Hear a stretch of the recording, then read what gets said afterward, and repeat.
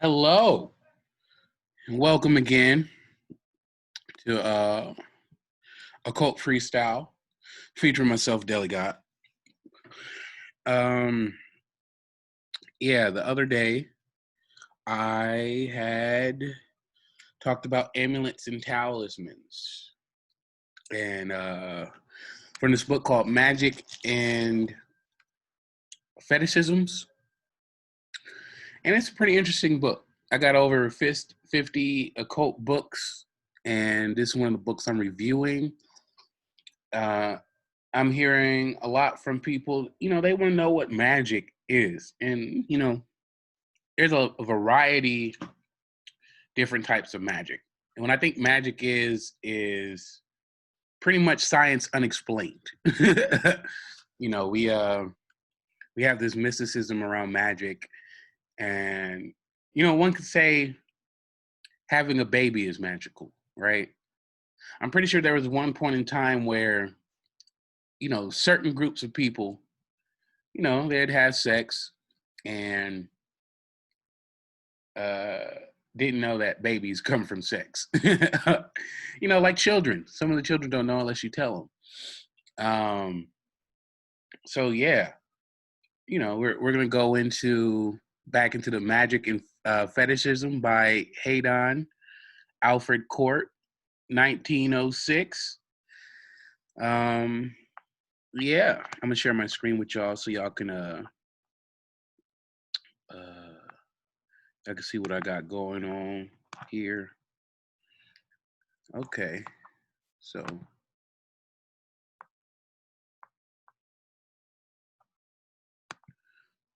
yeah, my camera's not working today, so y'all won't be able to see my face. Working on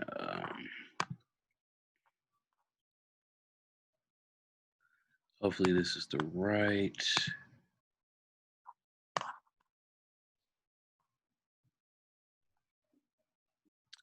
Forgive me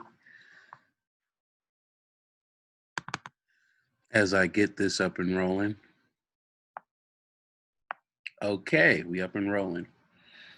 Let me spark up this tree right quick.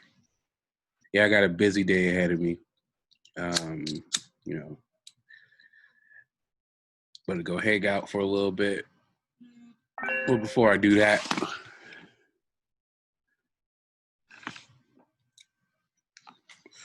I'm just going over this story. So this is fetishism. Don't know what chapter this is, but fetishism. The word fetishism has been misused of late that ethnologists are apt to view it as askance. That's a new word for me. And hesitate to employ it in religious classifications. It has been stretched to such an extent in various directions that it has lost the definition and precision necessary for a scientific term. Starting from a humble origin, referring in its native land, Portugal, to the charms and amulets worn for luck, and to relics of saints. Fetish grew to such amazing proportions when transplanted to West African soil that at last there was nothing connected with West African religion to which it was not applied. De Brosses introduced fetishism, fetishism, fetishism, fetishism as a general description term. Supposing the word to be connected with choose fe fatum, comte, employed it to describe the universal religious tendency to which Dr. Tyler has given the name of animism.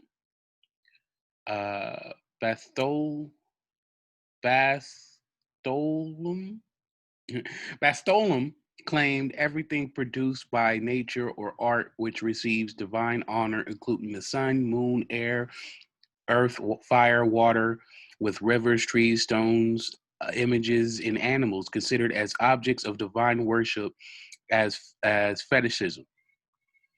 And Lippert defines fetishism as a belief in the souls of the departed coming to dwell in anything that is tangible or visible in heaven or earth. Okay, that's interesting. Although Miss Kingsley expresses regret that the word fetish is getting very loosely used in England, she scarcely helps forward the work of distinction and arrangement when a few lines further on she announces, "When I say fetish or juju, I mean the religion of the natives of West Africa."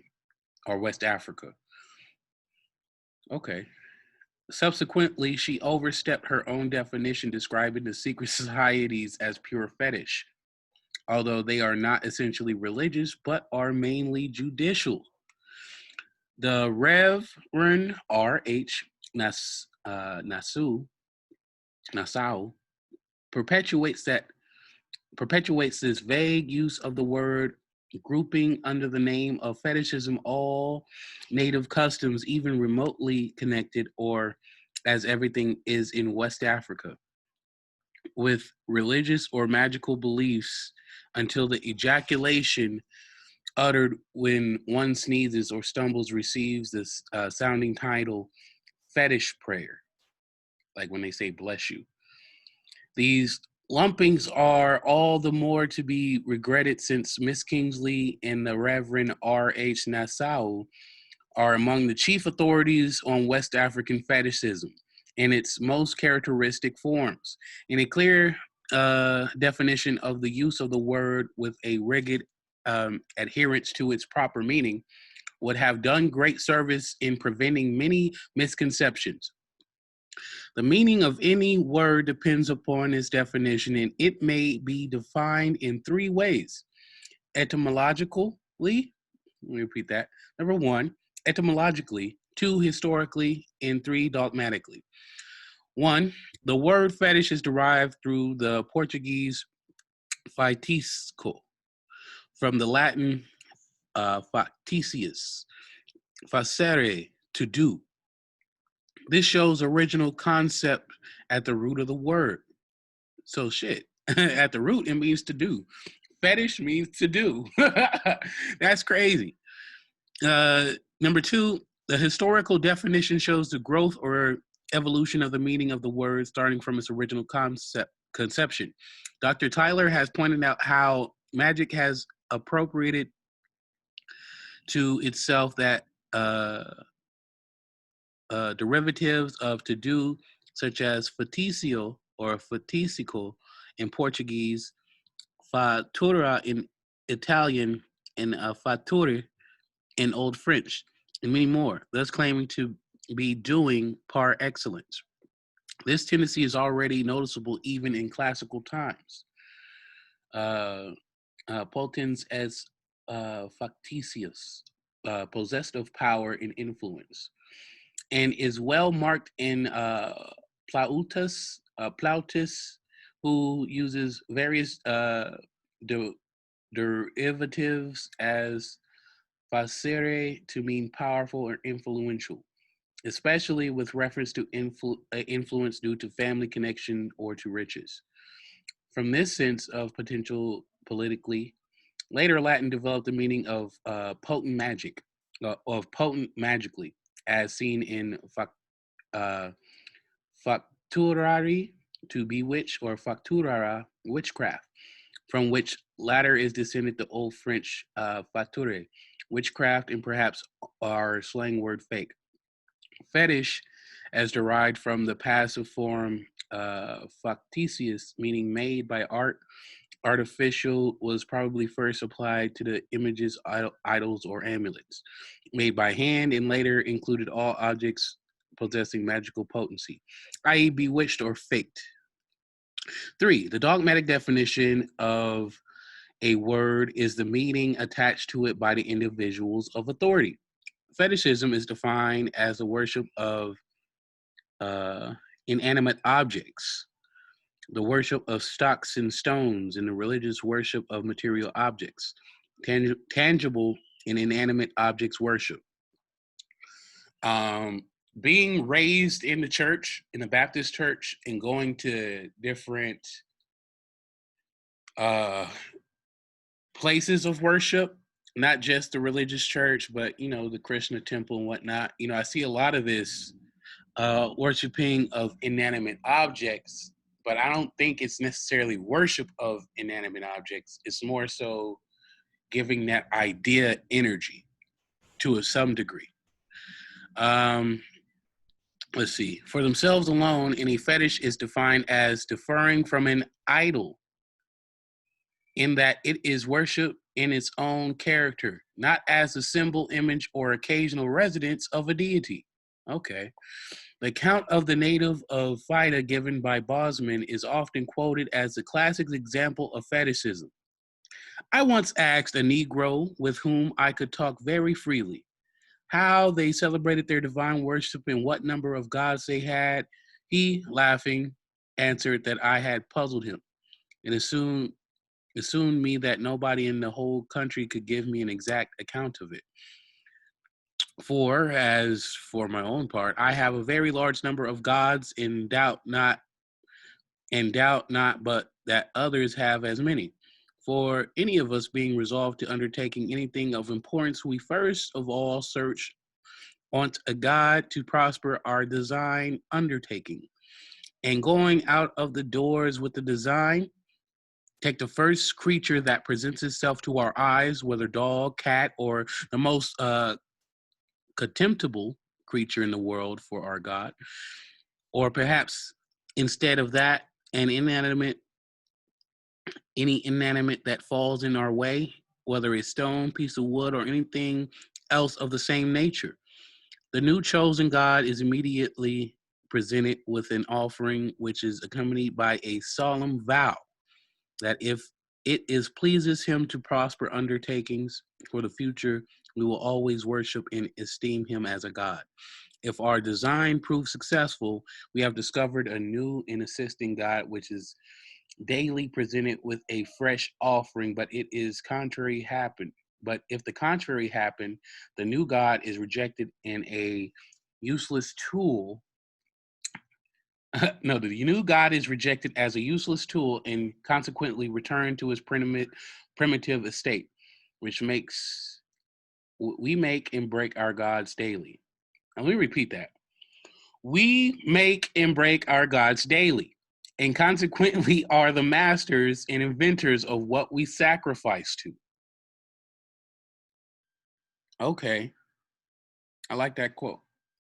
Bosman goes on to say, I was very well pleased to hear the Negro talk in the manner concerning of his country gods.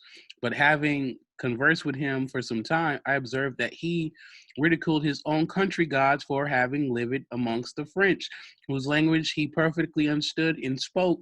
He had amongst them imbibed the principles of the Christian religion and somewhat towards a just notion of the true God and how he is to be worshipped. Wherefore he no further concerned himself with the gods of the country than as engaged to it for quietness sake or to make his friends easy. A lot of people do that in this day and age. Skeptic is scarcely likely to give a sympathetic report of a religion he has discarded. And Bosman's Negro is no exception to the rule. He describes the outward tangible aspect of fetishism, but ignores the spiritual interpretation and the dogmatic definitions above, follow in the same path of error. Fetishism and the fetish, as thus defined, do not exist except in incomplete observations. They certainly are nowhere to be found in West Africa, the typical land of fetishism. Huh. Every native with whom I have conversed on the subject, writes Ellis, has laughed at the possibility of it being supposed that he could worship or offer sacrifice to some such object as a stone, which of itself it would be perfectly obvious to his senses was a stone, and was a stone only and nothing more. So the Maori, Waka Pukuku, Waka Pakuku, were the only thought to possess virtue or peculiar sanctity from the presence of the god they represented when they dressed up for worship. At other times, they were regarded only as bits of ordinary wood.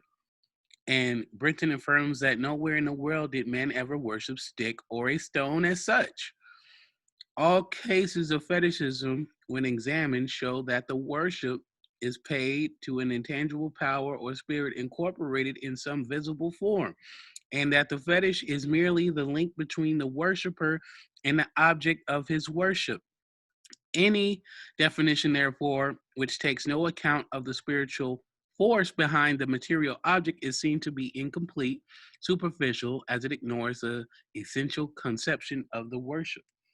Dr. Tyler enlarges the scope of the word, classing fetishism as a subordinate department of animism and defining it as a doctrine of spirits embodied in or conveying influence through certain material objects. He includes in it the worship of stocks and stones. Are you sure it's not sticks and stones? He includes it in the worship of stocks and stones. And thus it passes by an imperceptible uh, uh, gradation into idolatry. It is these imperceptible gradations which blur all the outlines of the rigid systematics and make an exclusive classification impossible. Encouragement is found in the reflection that exclusive classifications are almost unknown to science and were